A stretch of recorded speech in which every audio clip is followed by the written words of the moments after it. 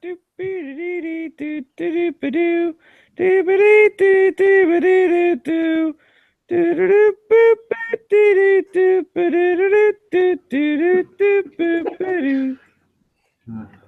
that is the hit or miss intro from Smeggy, the sad jazz version.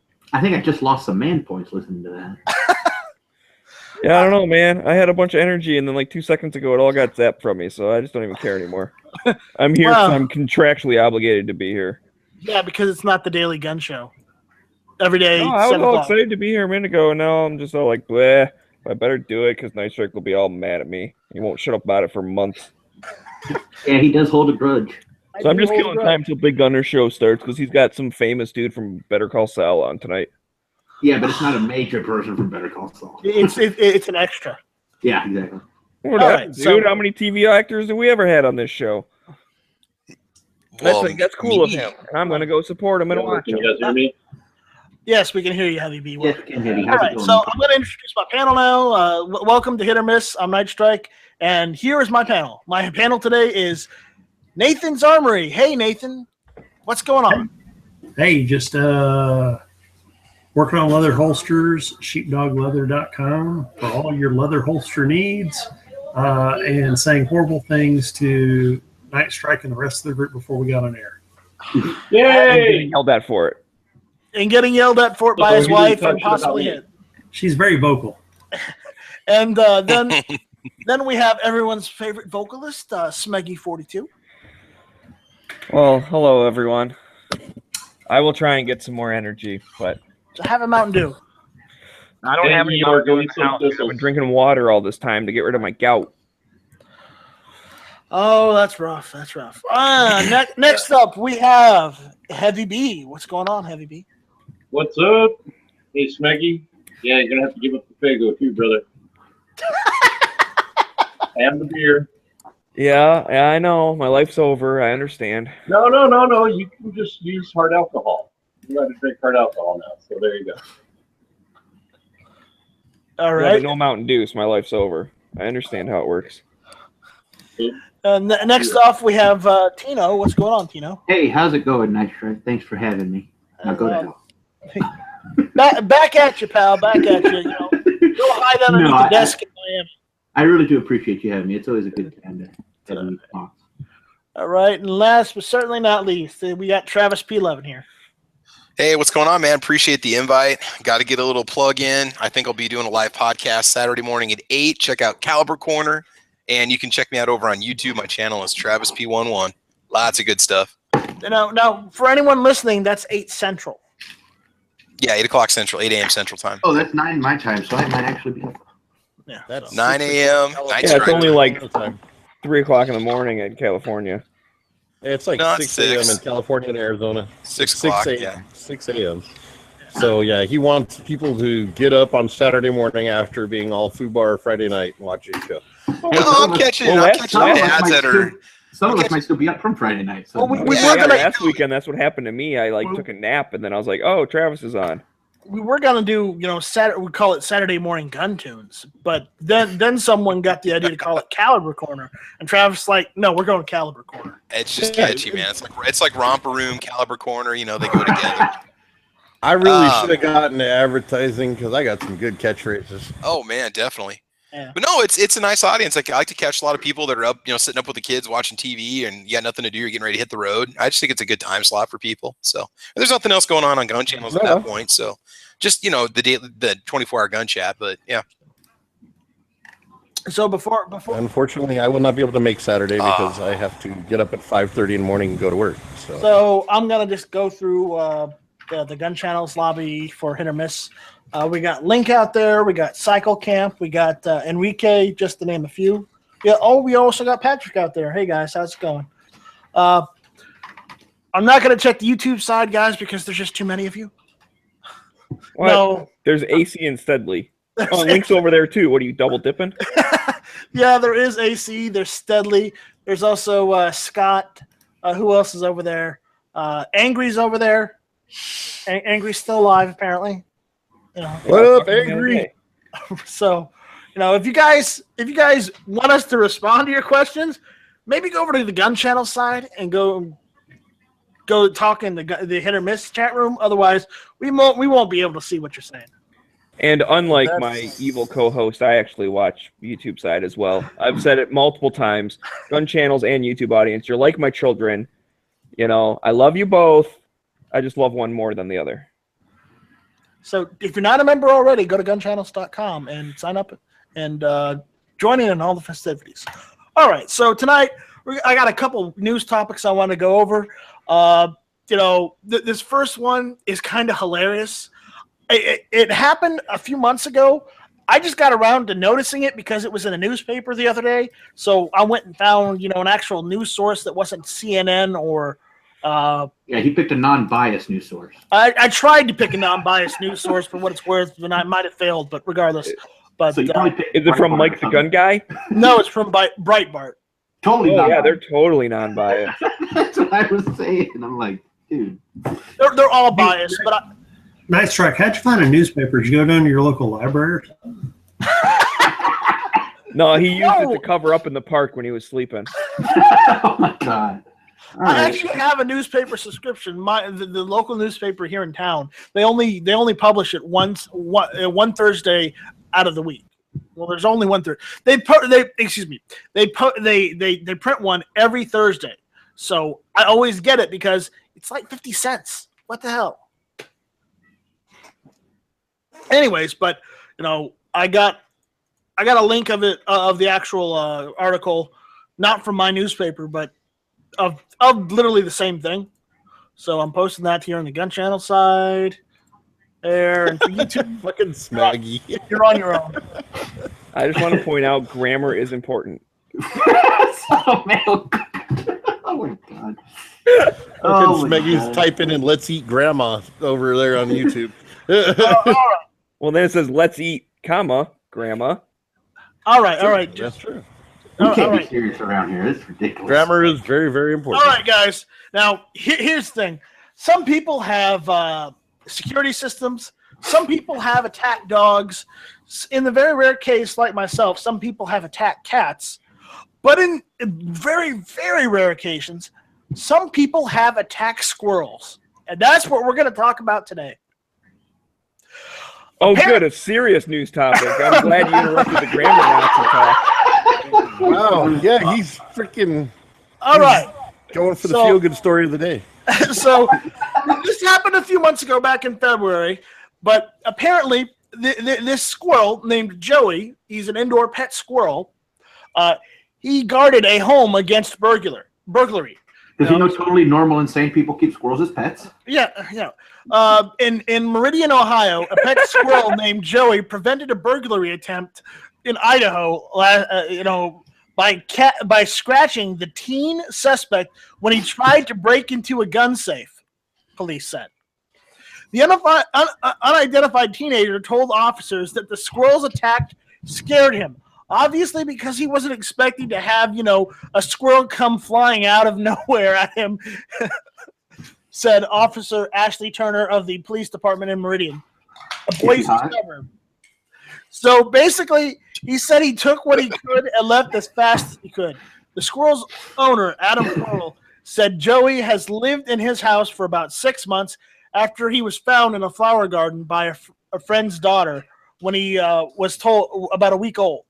He said Joey's eyes were still closed, so they had to set an alarm to feed him every 2 hours. His temperament is kind of like a cat. Whenever he wants attention, he'll run up to you and climb up your leg. Well, I'm not sure that's okay. That's a good way to get an infection.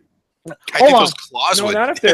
not if they're like inside squirrels and stuff. I used to have a couple sugar gliders, and they're flying squirrel thingies. They're kind of like they're marsupials, but they're kind of like squirrels. And those things were awesome, dude. So it's totally normal to have stuff like that as pets. Joey eats nuts and greens, and spinach is his favorite. He buries You don't some have of to the read the nuts freaking thing. in houseplants inside Pearl's house, and of course, this squirrel also uses a litter box. He trained himself, Pearl said. There you go.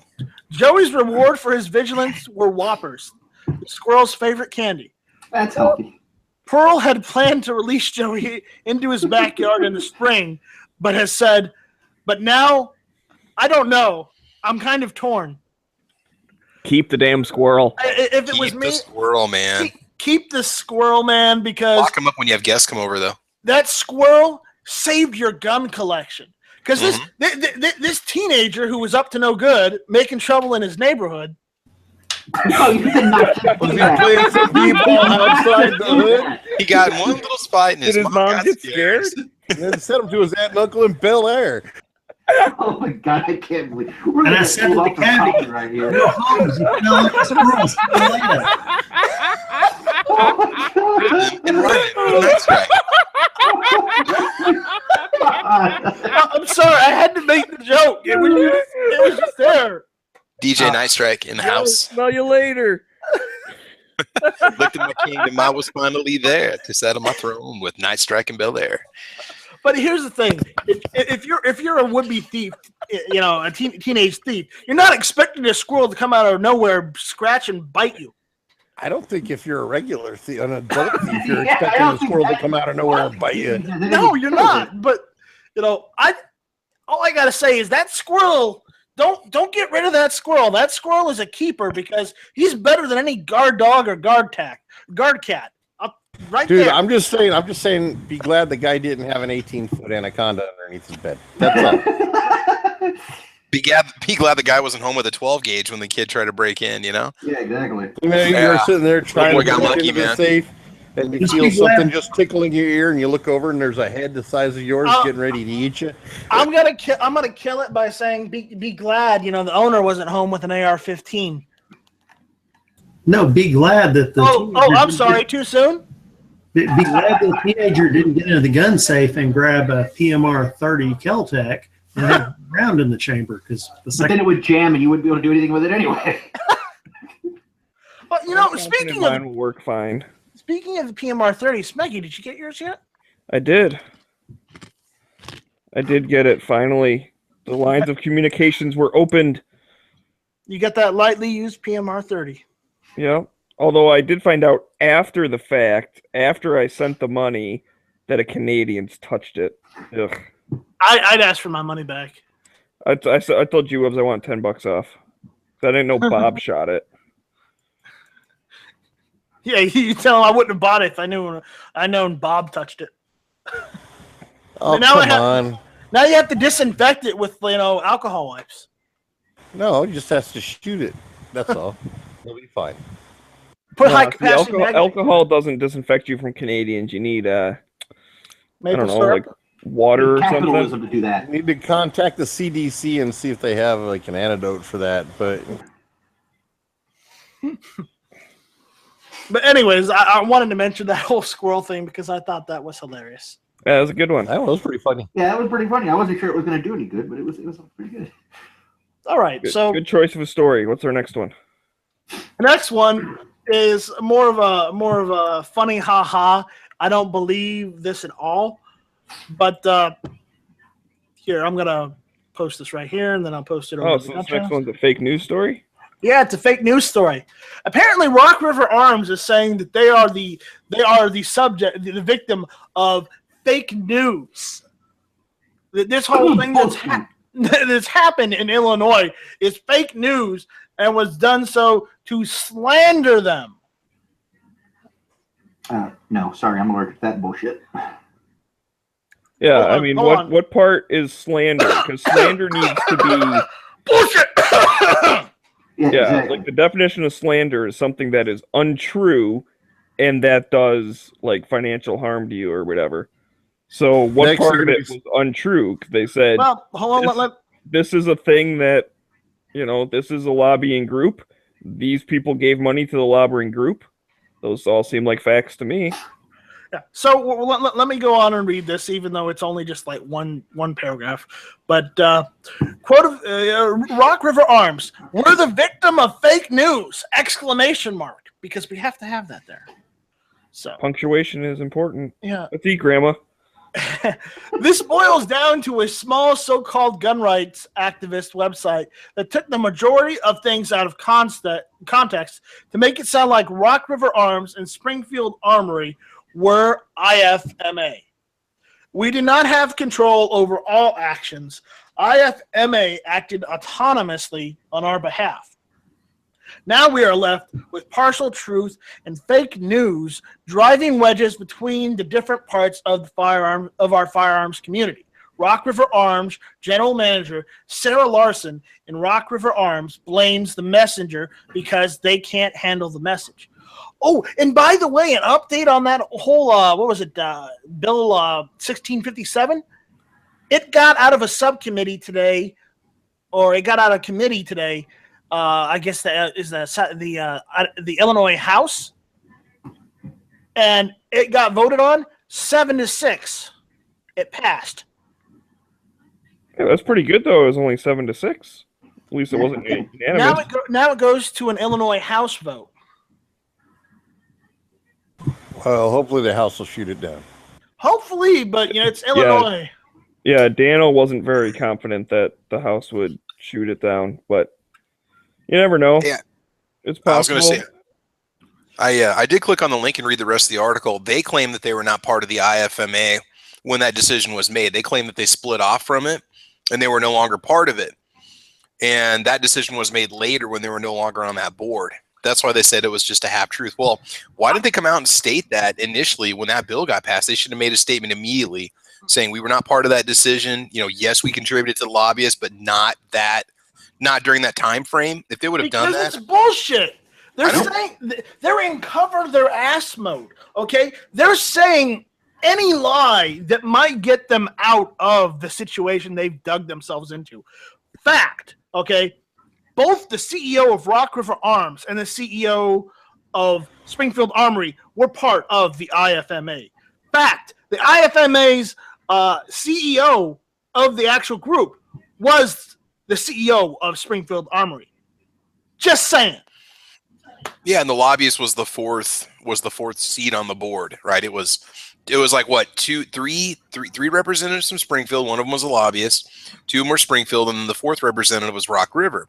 Now, if their minutes have been recorded and they were no longer part of that board, if they were no longer part of that board and that decision was made later on, I'm not covering for them. I'm just saying, if they bailed out on that board and a decision was made later on and they were no longer sitting on that board, are they still responsible?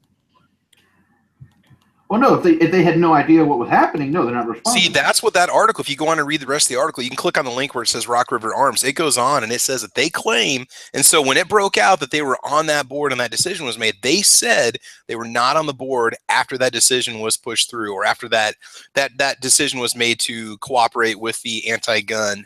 Wait, after? So the decision was made and then they left the board? No, they were gone before the decision was made. They were no longer on that board. Okay, you said it. Then the decision was go click on the link, read the article. I read through the whole thing. It goes on. There's a lot more info on it. So I'm just saying, you might want to.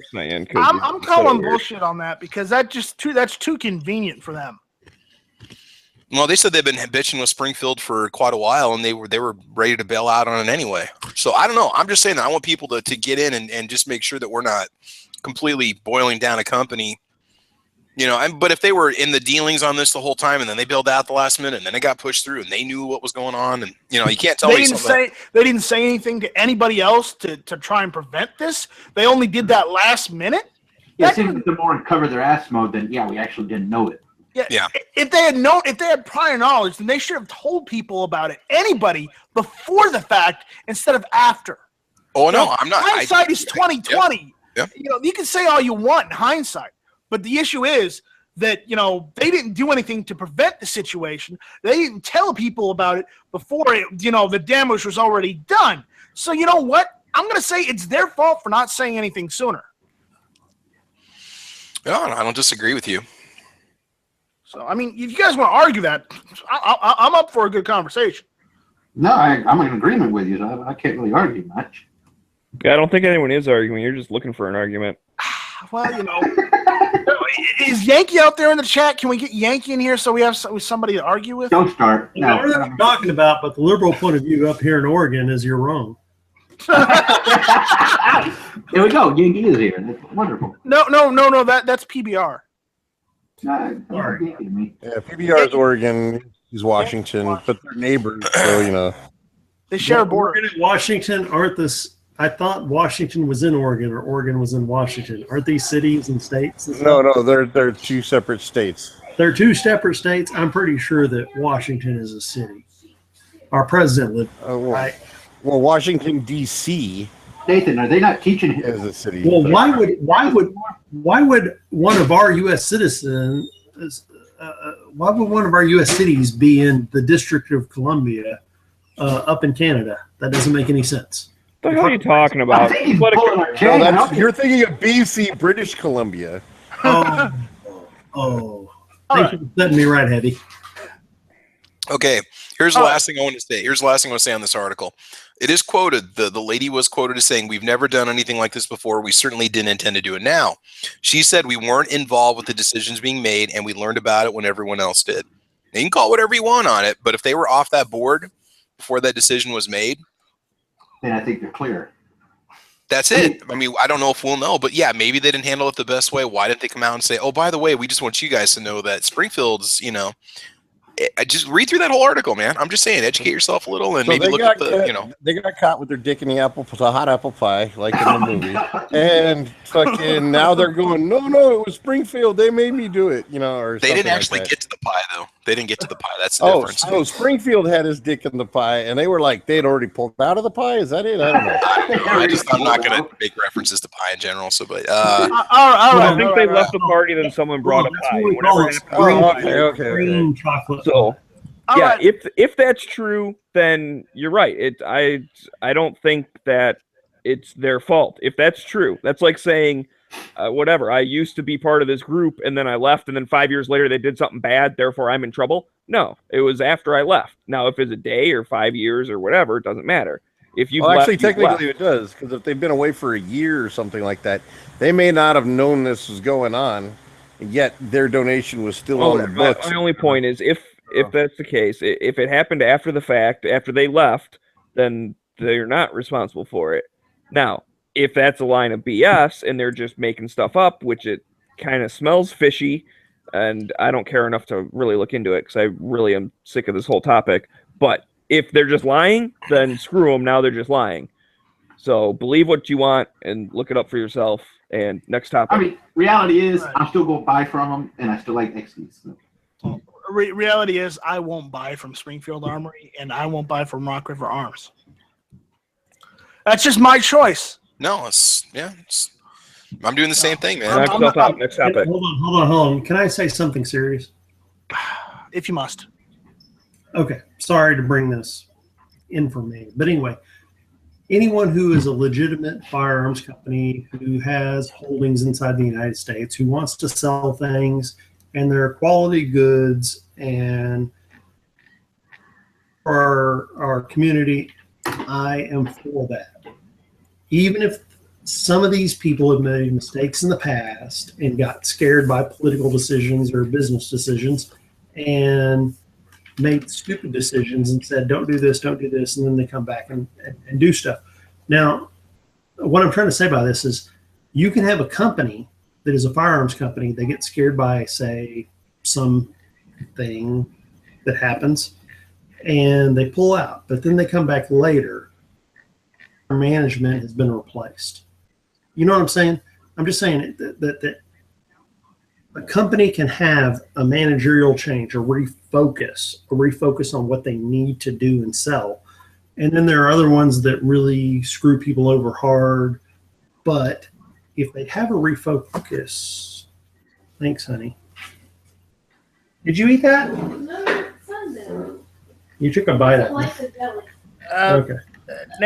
Is it apple pie? Is it apple pie? Well, I ain't eating that. it is a Dunkin' Donut. donut. Well, no, the kids were eating it, and she came over here licking her lips and chomping.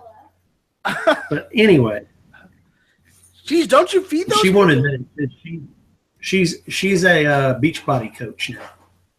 Oh, that makes perfect sense. Oh, right on. Yeah, so she does the what's it called, not Scientology, it's It tastes called good. Shakeology, not Scientology. And she works out with the other teachers and stuff. So she's wonderful. She's great. She's loved my life.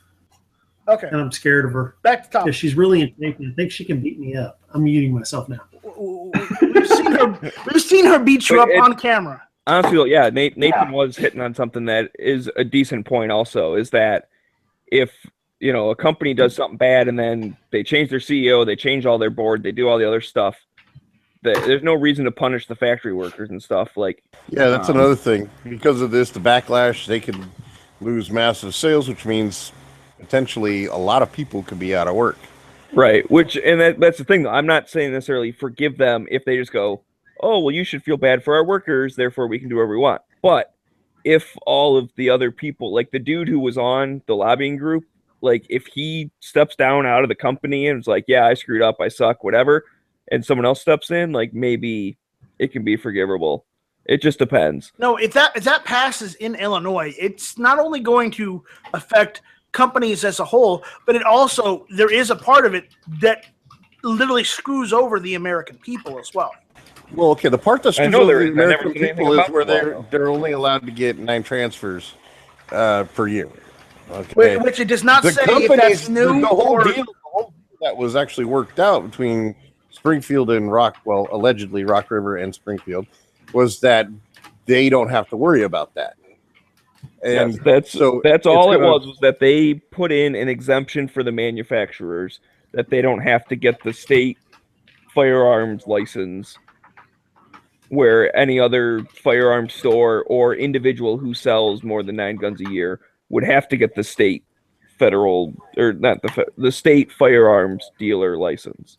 And what people are also ignoring is the factor that the state of Illinois can also choose who they give those state licenses to. So if you're already a gun store or already a small-time manufacturer that does custom shop work, you literally could get denied that license because it's at the state's behest.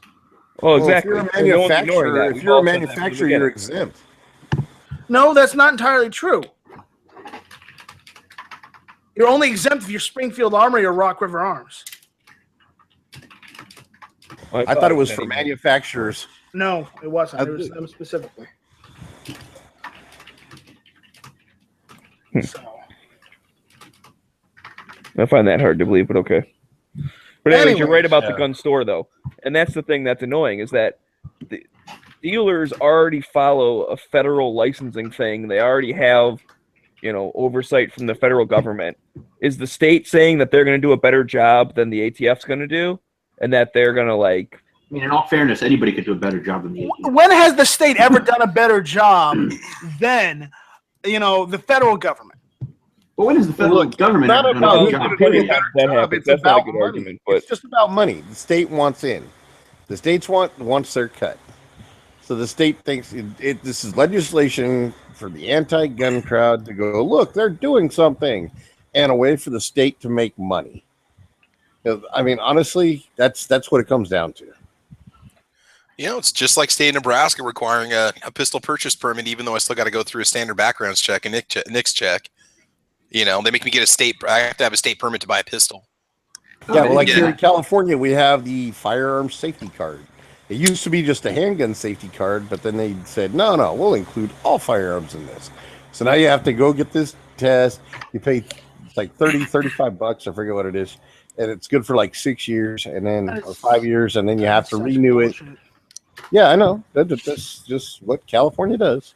Yeah. But now, okay, so the FFLs are going to have to pay for this license, so they're going to pass the costs on to the customer. The customer is going to end up having to pay more, and they're only going to be able to buy less. They're going to be able to buy less. Now, realistically, how many people out there actually buy more than 9 firearms a year? Me. And this is probably buy and sell. Buy and sell. That's one transaction each way, buddy. Yeah, no, it has nothing to do with buying. Don't you dare perpetuate that myth. What do you mean? A transaction is a transaction. No, it is purchase a firearm. Initiating a transfer as in selling. It is not. It has nothing to do with buying. You can buy 10,000 guns a year, a month, a day. You hope that's the case, Smeggy, but the issue is that's how it's fucking written, dude. Okay. I didn't want to get all into this shit, but it has nothing to do with buying. It's still super, super shitty. I still fucking hate it, but it's not about buying. So don't ever say buying ever again in this whole conversation. It's about selling. Okay. Well, you know what? Yeah, you know what? In that case, Maggie, fuck this conversation. We're moving on to the next one. Thank you. You know, Amen. because Smeggy can't handle the conversation. No, Smeggy could handle it. It was getting good too, and now you're gonna fucking kill it. So We're way to go, killing move it. on to the next topic. It's my fault. I brought my ignorance into it. My bad. We're moving on. Okay, so again, this is another Breitbart news article that I saw in the news, but I thought it was interesting for how it was how this case was presented. Okay, the Indiana Supreme Court says the Second Amendment rights are protected by the Fourth Amendment. So let's dig into this one because this might be an interesting one. I already know what it means. I don't need to dig into it. Oh no, the actual article itself. Oh, okay. In a May 9th ruling regarding a case where an individual was detained and questioned, then arrested for possessing a gun, the Indiana Supreme Court ruled that Fourth Amendment protections cover individuals who are exercising Second Amendment rights as well. Sherlock. Yes, we know that. You know that. I know that. But not everybody knows that. And that's why a lot of those anyways, let me get into this. The case Thomas Pinner versus State revolved around Pinner's arrest after dropping a handgun while exiting a taxi outside a movie theater. The taxi driver claimed the sight of the gun made him fear he was going to be robbed. Well, if you already got your money, I don't know what the problem is. He was paid. You know, if he was paid, whatever. The Indiana Supreme Court's opinion explains that Pinner is a black male who was with a black female. The opinion describes that officers Jason Palmer and George Neither of those facts matter for anything. Well, no, they don't. But it's what's stated in the article. So no, I know. I'm just saying I'm sure it's stated in the article because the defense and prosecution or whatever, they made a point to say that. But I'm just saying it doesn't mean crap. I am reading the article. May I continue? No, not if you're not going to let me comment on it. That's the whole point of reading and commenting. Look, Snowman, let him read about him. Well, do it better. The opinion describes that officers Jason Palmer and George Stewart arrived at the movie theater to find Pinner sitting on a bench. The officers approached the seated Pinner with Officer Palmer standing on one side and Officer Stewart standing on the other side. Names are? Come on. Let's get to the meat of the potatoes here. Palmer introduced himself and informed Pinner that they have received a call that someone of his description has a handgun on him. Officer Palmer then asked Pinner if he possessed the weapon. Pinner paused for a few seconds, during which he was kind of a little rocking back and forth, wringing his hands. Although hesitant to answer, he denied having a weapon. Officer Palmer then instructed Pinner to stand up and keep his hands up, where they could be seen. Pinner complied, and Officer Palmer saw that the butt of a gun in Pinner's front pocket. Officer Palmer secured the weapon and detained Pinner for further investigation. Pinner was subsequently arrested and charged with a Class A misdemeanor, carrying a handgun without a license, enhanced to a level 5 felony due to prior felony conviction. Well, granted, I know this sounds bad, but this actually gets better. So, no, it makes sense, and I could tell you, I could save the rest of the article if you want. No, but I want to go over this because I want everybody here. But he wants to read every single word. Yes, Yeah, I do. Go ahead. So be quiet and let him. And we're not allowed to comment in between because that would be entertaining. Okay. Thank you for During the trial, he sought to suppress the discovery of the gun by contending the search and seizure were conducted in violation of both the Fourth Amendment to the United States Constitution and Article 1, Section 11 of the Indiana Constitution. A trial court denied Pinner's petition, and an appeals court handed down a divided opinion. The ISC observed, the Indiana Supreme Court, at the time the officers approached Pinner, was seated on a bench with a wall behind him. Both officers were in full uniform and stood in front of him, one flanked on either side. Although nervous, Pinner made no furtive or suspicious movements, nor did he reach for the weapon, and he made no attempts to flee. The officers introduced themselves immediately and stated that they were searching for a man with a handgun and asked whether Pinner was in the possession of such a weapon. When Pinner answered negatively, Officer Palmer directed him to stand up and keep his hands up high, assuming for the sake of argument that on these facts, Pinner was free to disregard the questions and walk away. The encounter quickly shifted from a supposed consensual encounter to an investigative stop, and such a stop is permissible if, based upon specific articulable facts, the officer has reasonable suspicion that criminal activity may be afoot. Right, and that's I think that. Wow, this is tough though, because you're right. It's not a crime to have a gun. Well, no. Here's what the court basically said, and here's why it makes sense. What they basically said is having a gun is your right. Like if you have a cell phone on you, you can't just be asked, "Do you have a cell phone?" and then let them search it. You can't do that because you're allowed to have a cell phone. It's not illegal. Same goes for a gun. You can have the gun on you, and they cannot question. They can't just stop and question you because the sole purpose of having a gun. It's kind of like in the state of Florida up until recently, if you weren't wearing a seatbelt, you couldn't be stopped for it unless you were stopped for something else, and then the seatbelt was a secondary offense.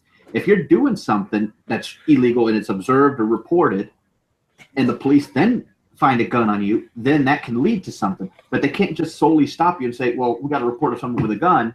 Well, it's legal for me to have a gun. I don't have to prove to you that it's if legal they or not. actually, technically, if they have a description, they have a witness, and there is probable cause to believe that this is the person, in fact, with possession of a firearm, then they But have that's not a right. crime. Well, It's not a crime. It's not a crime. But then he also denied having it. And in most states, if you have a concealed carry permit, you have to inform. If he would have said yes, then that would be a totally different thing. The whole reason he said no, though, is because he has prior felonies. He knows he's not because it was illegal. There's two But more you're right. They paragraphs. had no reasonable suspicion that he was a felon in There's two possession. more It's like paragraphs. open Let me carry finish. people. They had a reason to find out if he had a gun or not because there was the cab driver called. Now, I'm not saying it's right, but that gives them the grounds to ask. And it gives them the grounds to ask, but he could just say it's none of your business and walk away. But don't they also have to have a warrant to search? No, not if they have reasonable suspicion of criminal activity. Well, which they didn't have. Which they didn't have because he was sitting on a bench minding his own damn business. And that's exactly my point. That's exactly my point where I was saying about speeding in the seatbelt. They couldn't just stop him for the sole purpose of him having a gun. Had someone said he's got drugs on him, had they observed him doing something with drugs or committing a different act, the police would have had probable cause to stop him, find the gun, and they could have charged him with the gun, the drugs, and everything else he did, whatever the situation. However, in this situation, just because he had a gun is not enough for them to stop him, search him, and charge him, even if he is a felon. Yeah. Unless the officer has arrested him before and knew he was a felon, that's a different story. Hold on a second. Yeah, this is where all that shit goes out the window.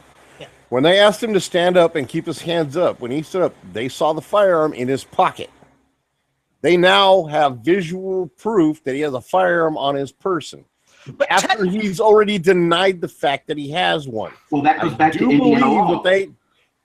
Once he complied, he could have said no, I'm not going to. Well, and then walked away, but he didn't. He volunteered and he screwed himself. But even under Indiana law, once they saw he had the firearm and he had already denied having it. Hold up, that goes against that gives them the suspicion that they need to do a. But it depends on Indiana law. That goes against another one of the amendments where say you have the right against self-incrimination. By asking him to hold his hands up, they're making him self-incriminate himself. No, they're not. No. By having him stand up with his hands in plain view is for the officer's safety and their safety. That's a stretch, even for the most conservative court. You're not going to get standing up does not incriminate him. Yeah, that standing up doesn't make him incriminate himself. You know, that would be like if I were to, if an officer asked me to stand up. Wrong on that. Yeah, if I were to, if I had a concealed weapon and I stood up and my shirt came up, that's not incriminating myself that I wore a short shirt. That's not.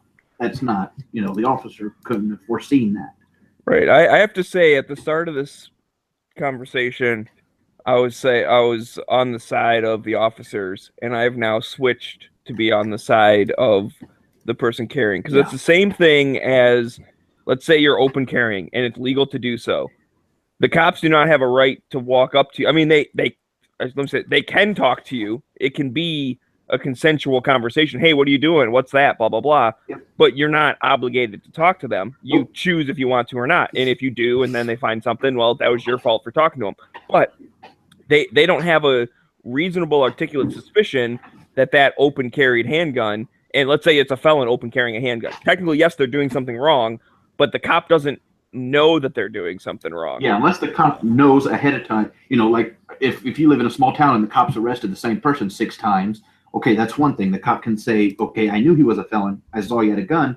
That's why I stopped him. Right. But these cops don't say it doesn't mean that they knew he was a felon. Yeah. Before. I'm going to finish these last 2 paragraphs. So the court added, assuming without deciding the tip from the taxi cab driver was reliable, the threshold question is whether the mere allegation that Pinner possessed a handgun without more is sufficient to establish that Pinner was or was about to be engaged in criminal activity.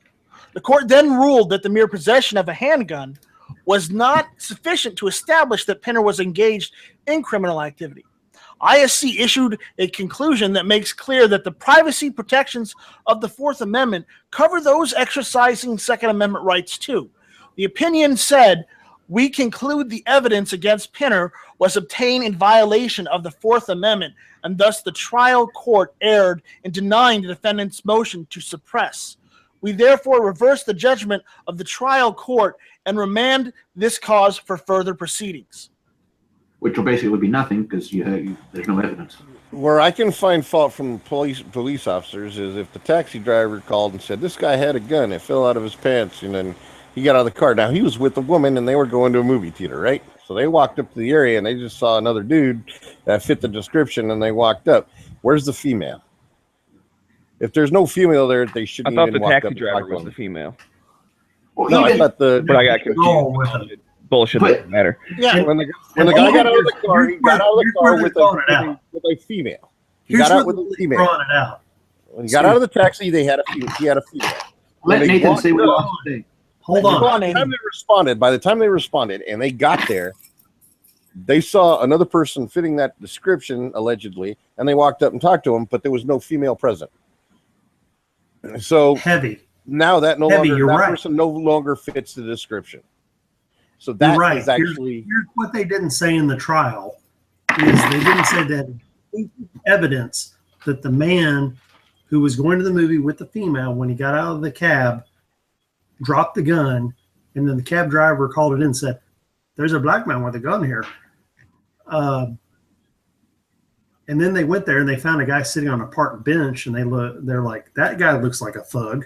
And so they went up and talked to him and found he had a gun on him and went, oh, this is the guy from the taxi cab. They don't have any corroborating evidence. There's no taxi driver there to go, yeah, that's the guy right there. And there's another thing. How do we know that this taxi driver's source, how do we know that he's a credible source? Well, that's exactly what the court said. They did a video camera from the taxi cab and a credit card payment from the taxi cab connecting the guy with the gun. They got nothing.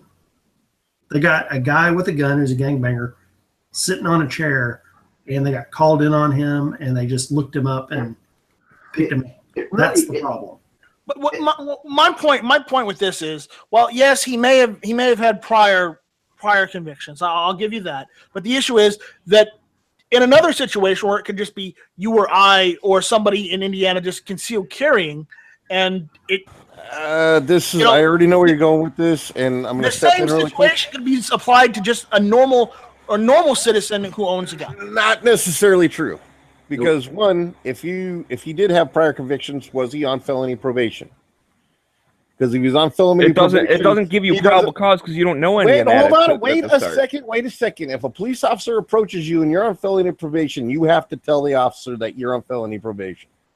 Also, if you're on felony probation, you do not have that reasonable right to privacy. They can search you. Yeah, but that would be said in this article. That would be said in the article and in that court proceeding had he been on probation. But it seems like he was off probation because otherwise they would have stated it in the article and in the court proceedings. It basically comes. I'm just throwing out ifs and ands. Okay? We're way overthinking this. Way overcomplicating this. So let me put it this way. Hold on. I have the perfect example. Al Albert had a gun in his pocket and was sitting on a bench because he was scared for his life because he had some gang problems. And the guy who got out of the taxi cab earlier that got called on was Bill Cosby with one of his younger No, family. that's a bad example. Yeah, I know where this Is that not the right analogy? No, I think it would be better if you said Eddie Murphy. Woman going to a movie and he dropped a gun and picked it up and then they got the hell out of there. That would be probable cause for Cosby. Because that's It'd be probable Crosby. It'll be it would be plausible Crosby. But no, it goes back to the same what I said earlier about the seatbelt and speeding. You can't just stop somebody because you have a description of them. You could ask them, hey, we got a description of this. Were you there? This, that, or the other. If they match that description, but I mean, it seems to me like they had a description of a black guy with a female. Well, you don't know. I mean, the description exactly could have been a black dude with a red hat and a purple shirt and a green shoes or whatever, and that guy had those same things. It doesn't, so you don't. The description could have been pretty darn perfect. I understand sometimes they get wrapped up with, black young male, and they just stop every single black young male in the whole city. I understand that does happen sometimes, but you don't know. The taxi driver could have given a better description to where when the cops rolled up, they saw that guy and said, yep, this is definitely the person from the taxi cab.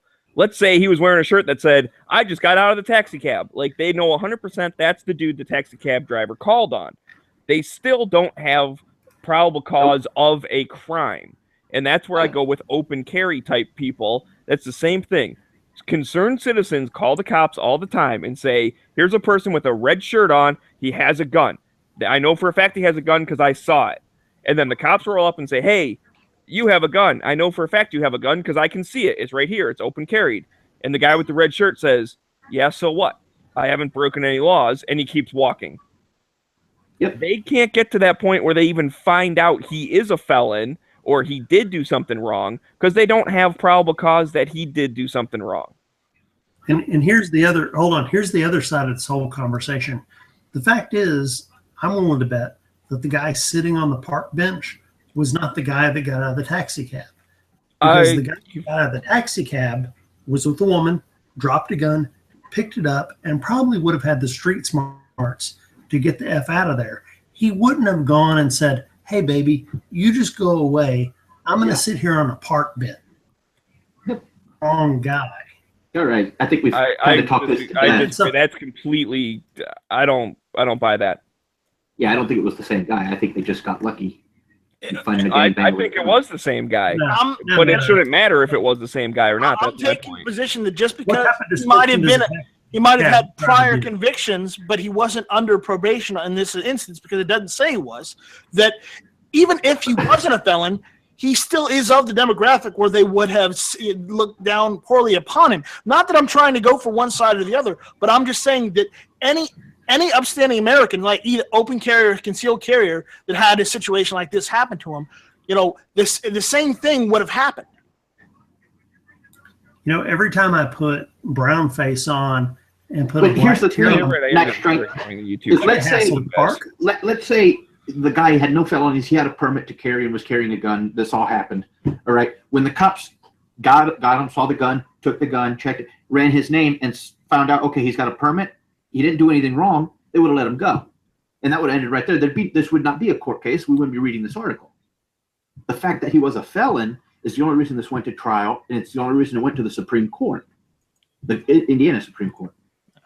That's the only reason it went that far is because he's a felon and shouldn't have been in possession of a handgun. You keep saying, well, if he had a permit, this could happen. No, it couldn't happen because you won't be arrested if you have a permit and you're carrying legally and you're not doing anything wrong. This will never happen. Yeah, but you still don't. They still didn't have the right to. I'm not saying they run did. His name and do all this stuff. But for you to use the example, well, this could happen to somebody who has a permit or is open carrying. No, it couldn't because that person. The first half of it could, and then they would be wrong if it did. Well, yeah, the first part. They wouldn't arrest them, but another issue that Cycle Camp posted out in Gun Channel side is another good point. They never even asked to see his ID either. See what this is. Oh, wait a minute. They had to ask at some point to see his ID because they wouldn't have known he was a felon without it. Yeah, exactly. They don't just arrest people and then find out they didn't state in the article or in the case that they asked to see his ID. he might have provided them with his the gun part. I mean, what part of they walk up and said, "Hey, do you have a gun?" No. Lift your hands up. Oh, you have a gun. That's how fast it went. They didn't get to the part where they asked their ID. No, if he would have put his hands up and they didn't see the gun, they probably would have started to ask for ID and patted him down, did all that stuff. What probably happened is they took the gun and they took his wallet. They searched him, took his wallet, and then just ran his name from his wallet. That's probably what happened. That's what happens a lot of the times in these situations. They didn't need to ask him. When they search you, they take your wallet out. Your license is there. Why are they going to ask you what your name is when your license is sitting right there? And another thing, he could have just said, "I'm not doing anything wrong," and walked away. Yes, he could have. And they would have jumped him and thrown him on the ground and got his wallet and got his gun. But anyway, what I'm trying to say here is simple fact. The reason this was thrown out of court and the reason that they got the constitutional part wrong was the reason this should be thrown out of court is the vine of bad grapes, which in court terms means you go down the wrong path, you find something illegal that you shouldn't have, you can't hold it against people. So if I go into your house and I'm looking for a giant elephant tusk and I look in your drawer that holds scissors and I find cocaine, I can't hold that against you because I was looking for giant elephant tusks. Well, see what I'm saying? No, if you have a warrant. No, that goes against self-incrimination. No, it doesn't. Quit saying self-incrimination. But it does. It depends on what the warrant says, because some warrants are just like, we think there might be bad stuff, and some warrants are, we're looking for this with serial number, that in this exact package. Nowadays, so you're right. On the warrant. You're right. Warrants can limit what you can and can't search. I know, honey. Go ahead, guys. Well, depending on the warrant and how it's written, some warrants give you broad, you can go in and look for almost anything. And then there's some warrants that say, all right, you can, like, let's say you live with your parents and they're investigating the son for drugs. Let's say a judge can issue a warrant saying you can only search the areas the son has access to, like the living room, the kitchen, the bathroom, and his room. You can't go into the parents' room. You can't go into the attic. You can't go into certain areas that the son wouldn't have readily access to. And that's how the warrant can be worded, and that they only search those areas. If they don't find anything, that's it. But it all depends on the warrant, But if you have if you go into a house searching for elephant tusks, and you go into a common room and there's cocaine sitting on the table, you can still that's still reasonable search and seizure. That they can seize it and you can be arrested. In plain view. Yeah.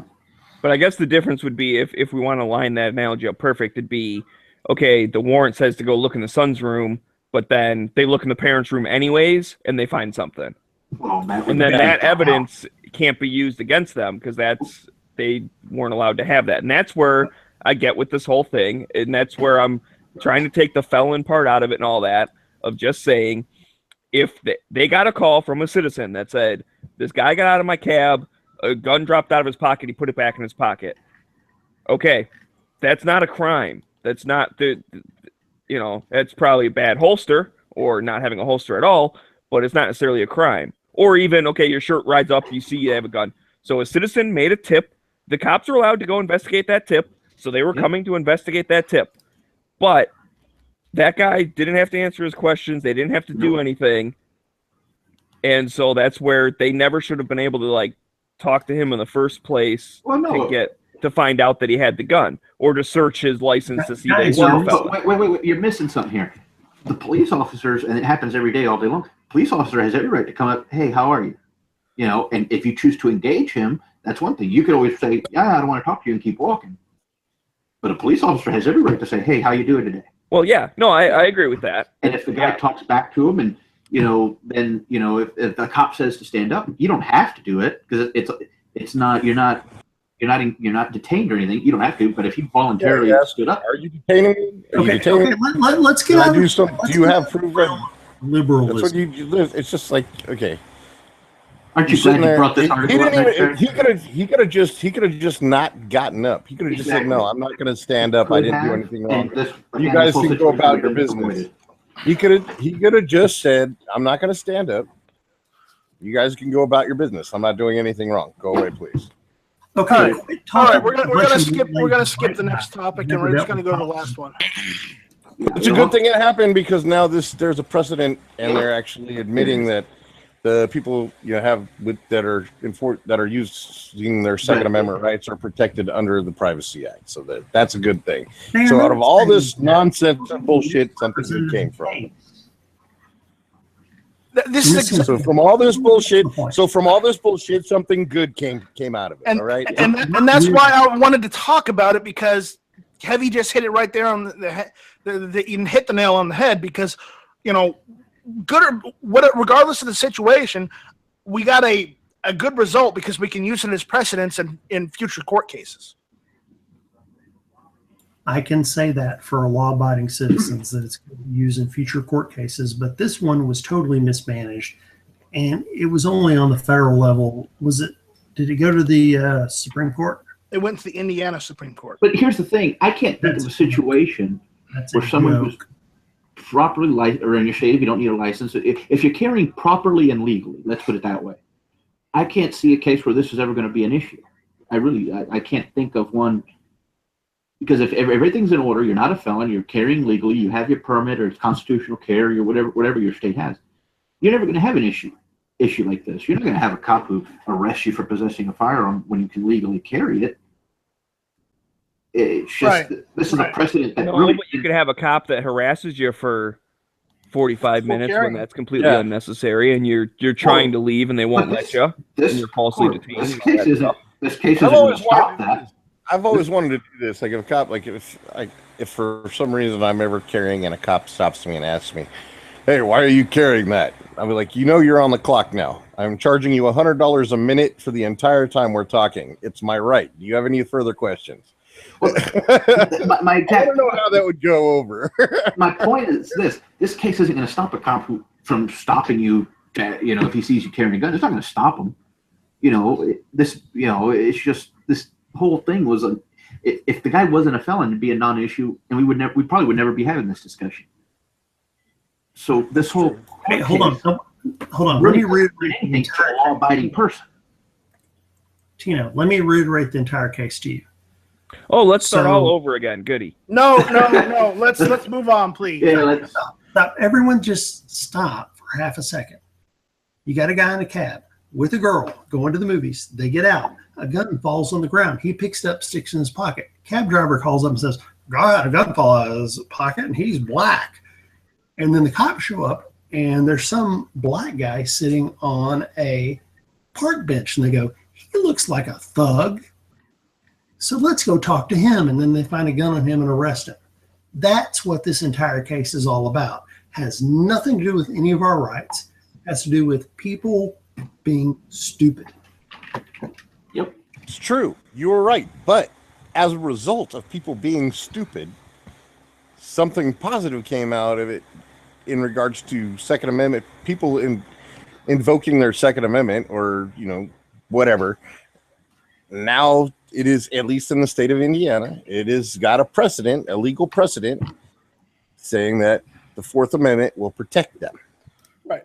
So out of all this nonsense and bullshit, a good thing came out. And yes, I realize we're reading a lot into this, and we're throwing a lot of what ifs and whatnot. I understand that, but I figured it was worth talking about this evening because it was an interesting article. It was an interesting. Yeah, you don't have to defend why you talked about it. I agree, it was an interesting thing. I don't know why you always keep defending why you brought it up. All right, so I just don't like Nathan making up the fact that he's not the same dude from the cab and just completely making shit up. I don't see where you're getting that from. I dropped my gun. I'm embarrassed. All right, we're moving on. Let's go. Next topic. Guys, I'm gonna skip that next topic, and I'm just gonna go straight to the last one. Because no. What's the other topic? Come on. We're running short on time. I can only do this for like an hour tonight, so I can't go on for 2 hours. No, tonight's different. I have to keep it to an hour. So stop talking and read the next article. All right. Yes. Late Mother's Day date. Guys, come on. Let's get the next article done. All right. Here it is. All right.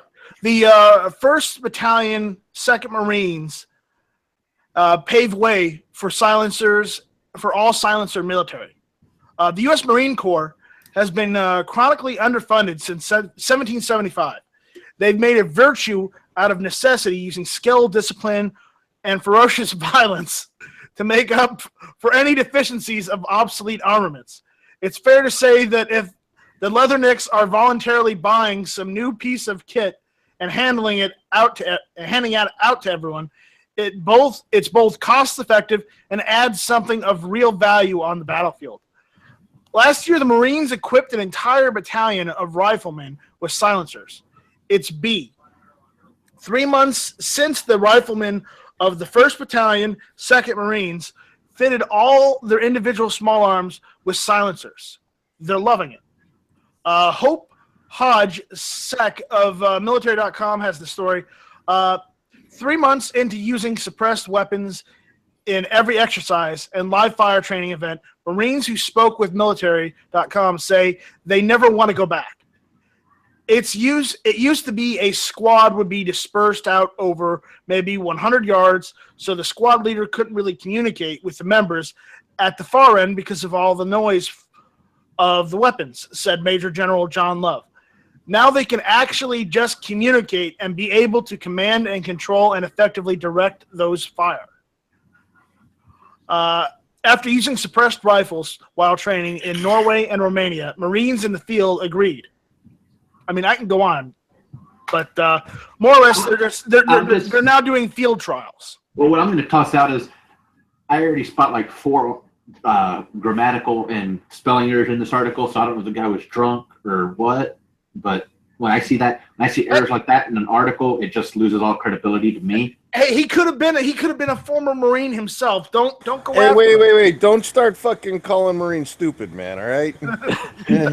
Well, I'm not calling anybody stupid. I'm just saying, fuck off. When I see articles, for one thing, just to let you know, to get into the Marine Corps requires the highest ASVAB score of all the other branches.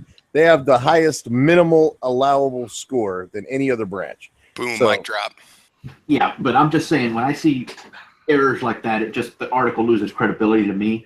Now, I know this is a true article. Okay, Tino, we're all human. Okay, I see in the newspaper all the time grammatical errors, but I don't. Oh, I'm not saying people don't do it. I'm just saying when you're publishing information that's supposed to, factual or historical or important, you should edit it and make sure it's. I've seen errors on CNN and Fox before. Well, wait a minute, CNN and Fox. I mean, come on. Well, I'm just saying, this is just more of advice to people who put out media. Just check your shit. Okay, but back to the article.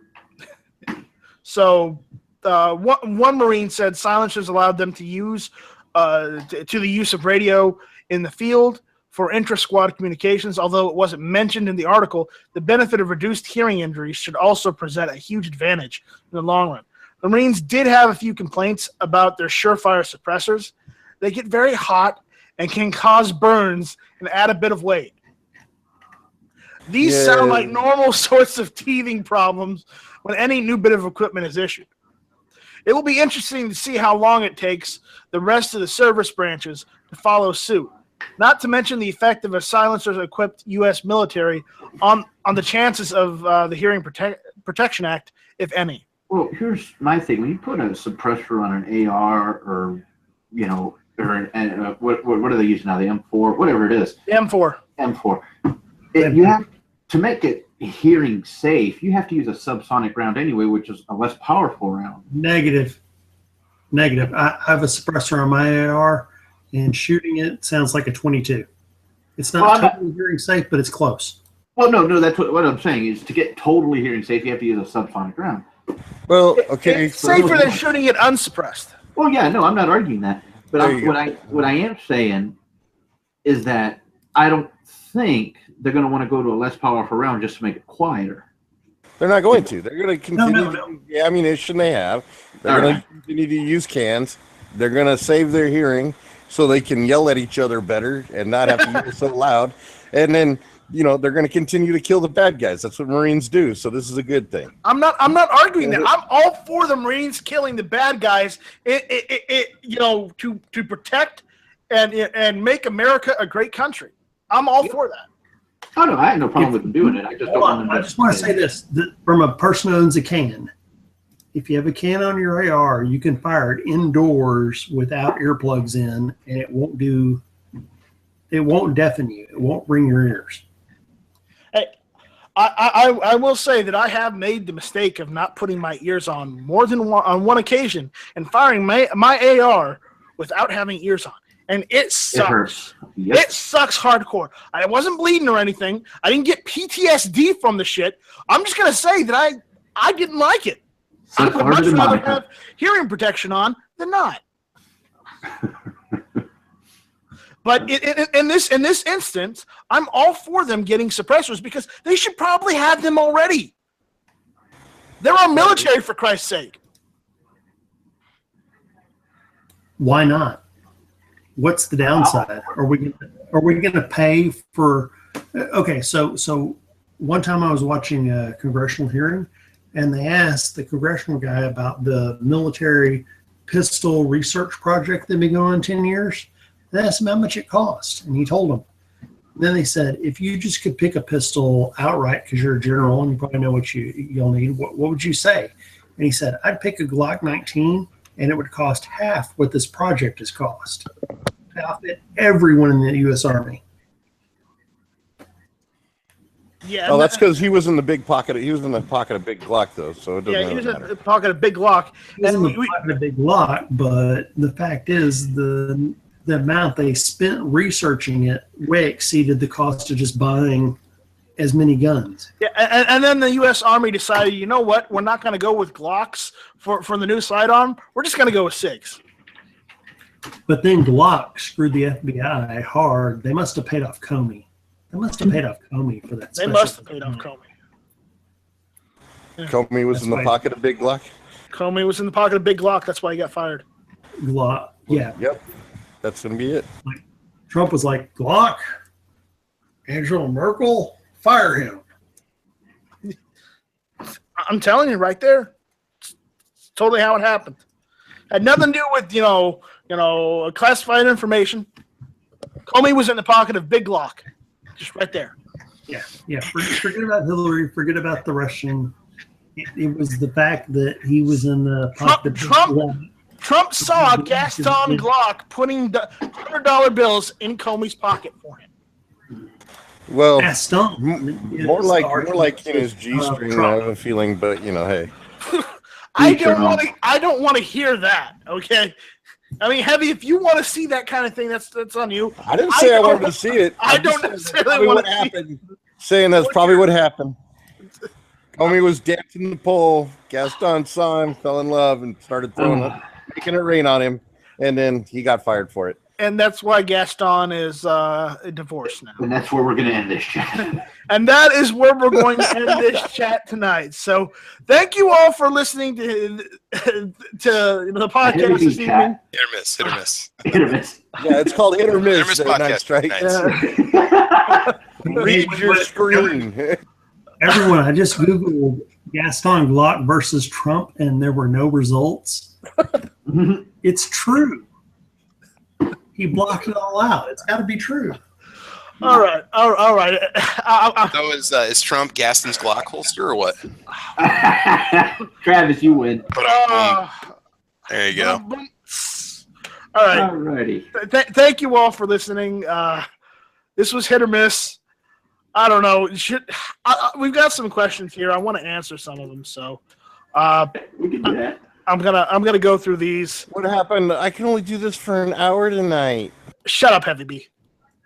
Gotta show some love for the crowd, man. We gotta show some love for the crowd. So I told him I wouldn't come over until later, so he's got more time. I gotta finish. So okay, Jose Perez went and asked us about SBR.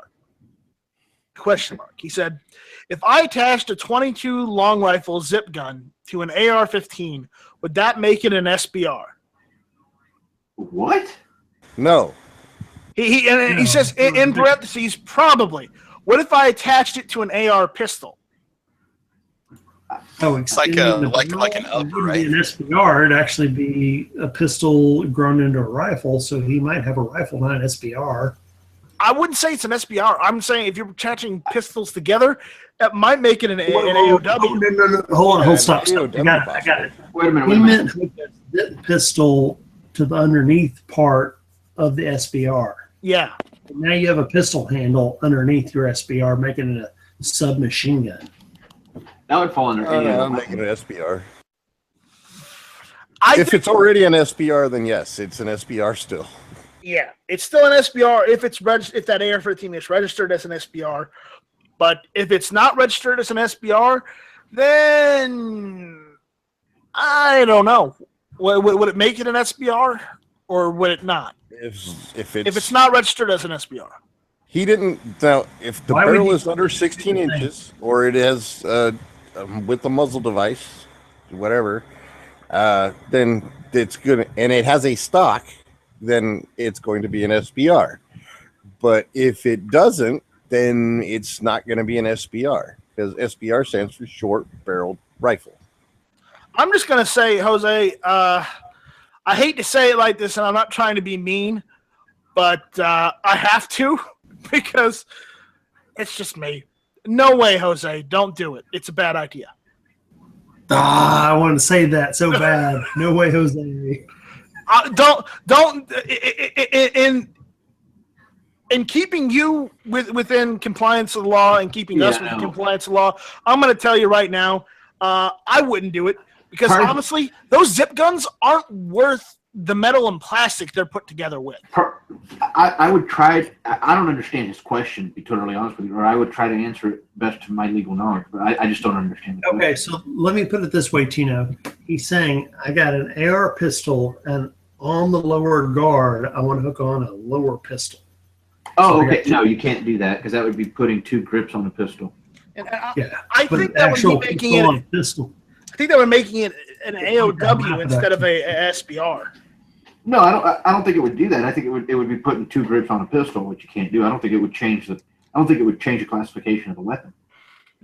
But it might in the ATF's view, but it's not. I wouldn't do it just because it's not actually useful. It's ridiculous. Did he state whether it was an AR pistol or an AR rifle? He said both. Here's the question. Side chat. That was his question. Well, calm yourself. Well, if you attach it to a regular AR, no. But if you attach it to an AR pistol, yes, you can't. You can't. Well, let me rephrase that. If you attach it to an AR, full length, totally, it wouldn't change anything. You can do that. But if you do it to a pistol, it puts a second grip on the pistol. You can't do that.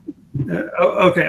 Hold on. His question is dumb. He's saying if I take an AR rifle and hook a pistol to the side of it, does it make it a short barrel rifle? It does not. But if I take an AR pistol and hook a pistol to it, does it make it a rifle? That is not his question, actually, but it kind of does because of the stupid way the ATF looks at it. You can take a full-size rifle and hook a pistol to it, and no one cares. Yeah, no, but you can't. What he's trying, a pistol to a pistol, they still probably don't care. Well, no, I think that would be putting a second grip on it. And that would be the second grip is what they say makes it a rifle, but they don't right now in this administration, I'm pretty sure. Yeah, but that's not to say the next administration that they won't. Whatever it is, I just wouldn't do it. You're not good to go. You're not good to go just because it's good today. Yeah. I would say that I wouldn't do it if I were you. I mean, reality is, if you're shooting it in your backyard, go ahead. You could go ahead and do it. Nobody's going to know. I mean, even if you go over a range, chances are nobody's going to give a shit. But I would say don't go to a range and do it where you can be recorded. Yeah. All right. Hey, Jimmy wants to know. Jimmy James has a question. Whoa. Jimmy James? Yeah, he just texted me. He can't get on gun channels right now. He's probably at work. All right. He wants to know, should he do a PSA build or an Anderson build? Best for the buck. Which one's best for the buck? I have no idea. So. If I'm still on Ice Track Show, Anderson's more expensive. PSA is the way to go. My vote. The PSA. Well, here's the thing. Most of my ARs are half and half. Most of my ARs are half Anderson and half PSA. Like the upper receivers are PSA. Some of the lower parts kits are Anderson. Some of them are PSA and an Anderson receiver. So either way, you're still good. I say just go fucking Arrow. Whatever you get on sale. Build an Arrow precision build. That'd be better. All right. That's it for questions. I don't see any more questions coming in. But if you guys have a question that you want us to cover for next week or just in general, send us questions at nightstrike1@gmail.com. That's NIGHTSTRYKE, the number 1 at gmail.com. And we'll go over them. No problem, Jimmy. All right. That's all we got for tonight. So thank you all for listening. Thank you all in the panel for participating. Oh, wait. I got something else to talk about. I appreciate everyone showing up. I appreciate the support on Patreon. And this was Hit or Miss. Don't forget to check out